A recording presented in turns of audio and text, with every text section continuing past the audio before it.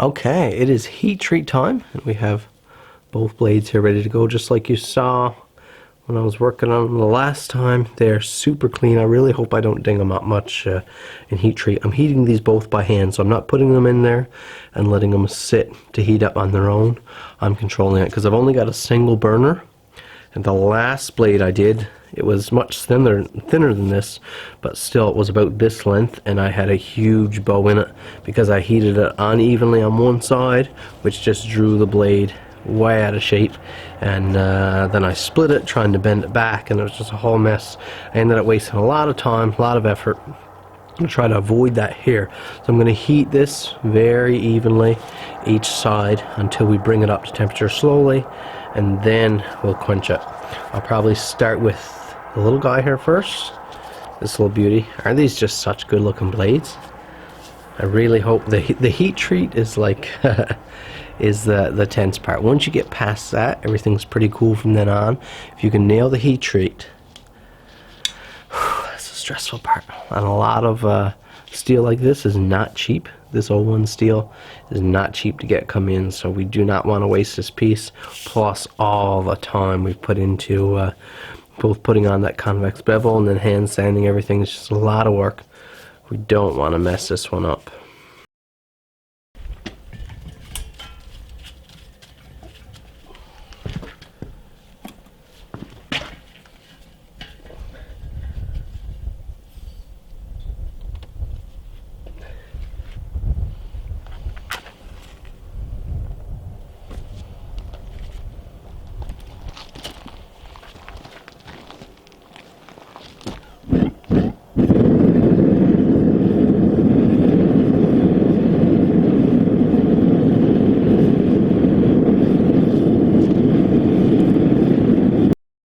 It is just about 9 p.m. here. I had to go out of town for a couple hours on sort of short notice, so I ended up hardening one blade. That's all I've got done. So still tonight we've got to harden the big blade, so I got to fire the forge up, warm everything up again, and then we have to temper the two of them. Ideally you want to temper right after hardening. So we're going to fire up that forge again. Got to heat up our oil again. It's -2 here tonight. I don't know if you can see that or not, but it's cold. It's definitely chilly. Let's get to work.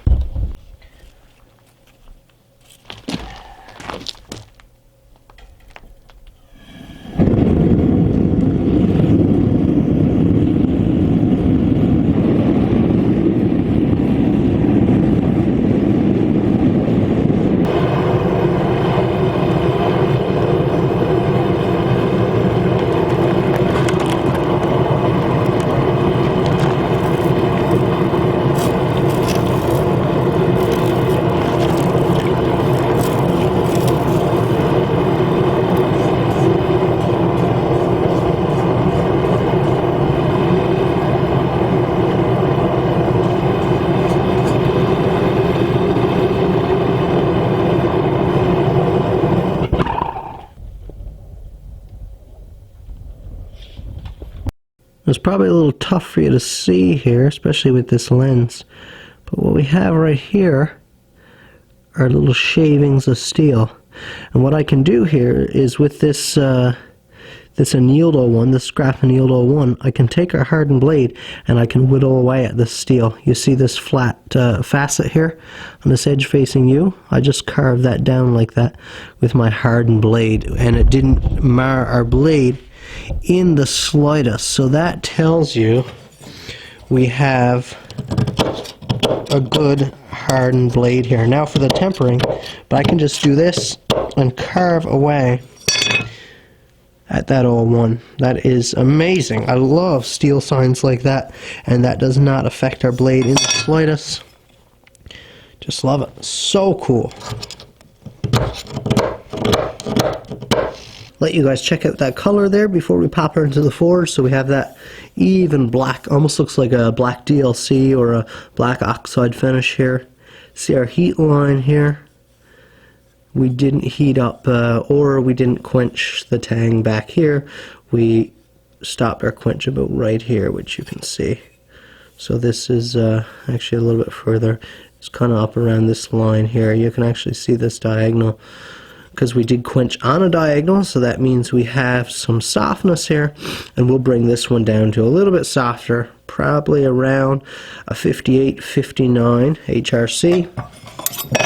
We'll take this one out a little earlier so it's a little harder because it's not going to undergo the same brunt of use.